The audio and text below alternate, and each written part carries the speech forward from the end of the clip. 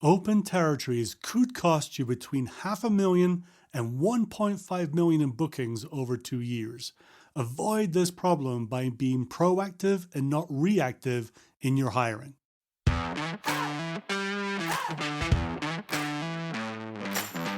Welcome to the Bite Size Sales Podcast, where we believe that you don't need to take time out of the field or off the phones, stuck in a classroom, in order to get great sales and sales leadership training, and that taking bite-sized steps each day to get better at your craft is the best way to improve your results. I am your host, Andrew Monahan, and I'm using my 20 plus years in B2B sales to bring you simple, actionable ideas that you can use every day to help you get better. Before we get to the tip for today, this episode is sponsored by Sales Bluebird. Most of us don't have time to keep up with the latest sales ideas and all the blogs, podcasts, and news articles every week. Sales Bluebird curates content from all these sources and gives you one thought from me, 2 quotes from others, and 3 sales leadership ideas once a week in your email inbox for free. Sign up right now at salesbluebird.com. Welcome to episode 69 of the Bite Size Sales Podcast. Today's topic is all about being proactive rather than reactive in your hiring. And I don't think it's going to be new news to anyone on this episode that the number one factor in your success as a first-line manager is the team that you have. Having great reps on board who work hard, they do the right things, they're intelligent about how they tackle their territory, they build great relationships, they challenge their customers to make changes and do big things, and they deliver on promises in terms of bookings. That's the sort of people that you want on your team. But hiring these people is not easy. They're not out there randomly looking for jobs.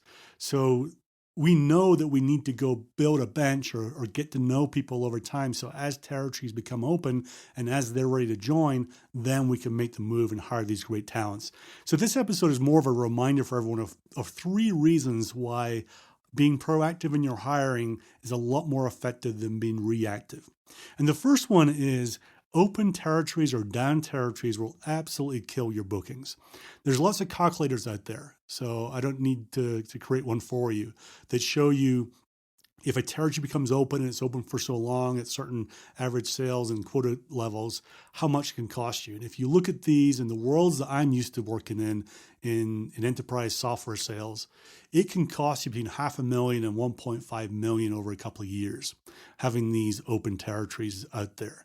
Now, the one thing that's going to mitigate that is being able to hire or upgrade the talent that's in the territory. So if you had a C player or a B player that you either moved out or they moved on their own, and you brought in a B plus or A player, then over a couple of years, you can make up that bookings amount because you got a better person, a better talent in that territory. So that's the first reason. Down territories will kill you. The second one is being proactive actually increases your chances of being able to attract great talent. It allows you to have people ready to join the team, and you're less reliant on being able to or having to take the best talent you can find at a point in time. Going back to the early 2000s, I was working at a company where it seemed like every year, at least a couple of times a year, the company would go into a hiring freeze as they were trying to mismanage or manage the financials, depending on how you looked at it.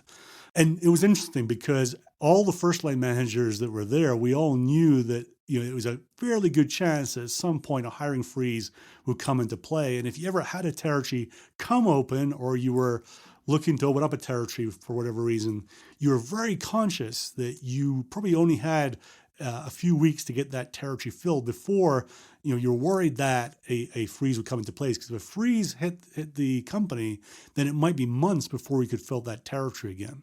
And it was interesting because it really embedded in us the idea of get the best you can get right now. Don't wait for getting the best people out there. Get the best you can get right now. And I think if you look back at that time, there was more than a few people that came on board at the company who were, decent reps, but they wouldn't be classed as A players that if you just worked at it for a while or you had it prepared, you could bring these people on board. So not being proactive actually kind of sometimes forces you to take the best you can get just to get somebody in that territory. And the third reason why being proactive is so important is something called lines, not dots. And let me explain what I mean. For a few years back, I followed a venture capitalist called Mark Suster. And he was an operator turned venture capitalist. And as he kind of going in his venture capital world, he talked about, some of his learnings and what he was trying to do. And one of them was this idea that he would invest in lines, not dots. And what that meant for him was when he got introduced to a company, or a company came to him to pitch on getting invested in, he very, very rarely was interested in investing on the first meeting. What he did most of the time was say, look, I'm interested in your company. I'm interested in what you're doing. I think you're great people. Let's keep in touch over the next few months and see how we do. And let's build a relationship so we're both comfortable with each other. And what he would do then is to say, let's say the first meeting was happening in January. He'd get back together with them in March and start understanding, okay, here's what you said you were trying to do in Q1. How did it go? And what did you learn? And did you achieve things? And how did you move the business forward? And as he was able to track these people, these founding teams and companies over months and quarters, he became a lot more comfortable with the people and saw the traction they were getting, the progress they were making, or they weren't making any progress and they weren't making any traction. And maybe the people weren't so good to work with, and he knew what to do with those ones. And by the same token, the actual founders at these companies would get more comfortable with him and look to him as more of a partner and someone who could actually help them build a business as opposed to just give them money. So he had this idea of, investing in lines and not dots. And I think in the sales hiring world, this is a very powerful concept. And it's what being proactive is. To me, it's the essence of being proactive. Imagine a situation as you first get to know, the top rep at a competitive company or even another, vendor in your space in that territory. They might not be ready to leave where they are at first meeting, and maybe you're not ready to hire for that territory. But if you keep in touch with that person over time, your excitement in them might increase as you see what they're delivering and what they're talking about and what they're all about, and you find them to be trustworthy and all your values are aligned together. And for them, their excitement in joining your team, working with you and working in your company might go up as well. So when suddenly things come together, when they're ready to move and you're ready to hire, it becomes a no-brainer then to bring them on board. You've de-risked it a little bit because you've got to know that person better. You've got to know what they're able to achieve and what they're doing in their current situation rather than what they might just promise at a one interview situation. So lines, not dots is a great concept to think about when you're thinking about what you can learn and build up with someone over time. So there's 3 reasons why being proactive and not reactive is going to help you out. First of all, having open territories for a long period of time will kill you. Secondly, by being proactive, your chances of finding great talent and bringing them on board increases. And thirdly, you're getting to know these people, to know their great talent over time when you're hiring lines and not dots. So my challenge to you today is to think about how you can allocate time every single week going forward to try and get these people into your fold, to try and meet more people who may be on your bench. And the trick here is not to say, I'm going to devote 10 or 20 hours per week to this, because clearly you will never do that despite your intentions. It'll be like a New Year's resolution, great for a week, and then you'll drop it afterwards. But what if you allocated 1 or 2 hours per week for this activity? What effect would it have for you over time?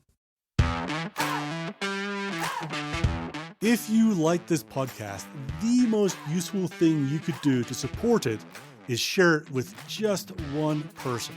It will mean the world to me, but more importantly, for that one person, it may well transform how they lead and also their results in the coming quarters and years.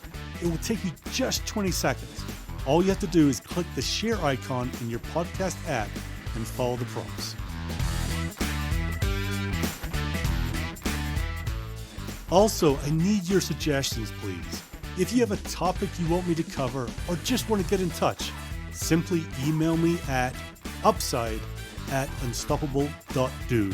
That's upside@unstoppable.do. And now to wrap up this episode. Training without implementation is just entertainment. So if you heard something today that you want to use, take action right now and keep getting better every single day. And finally, I'm signing off as the great Joe Sexton would by saying, gone to sell.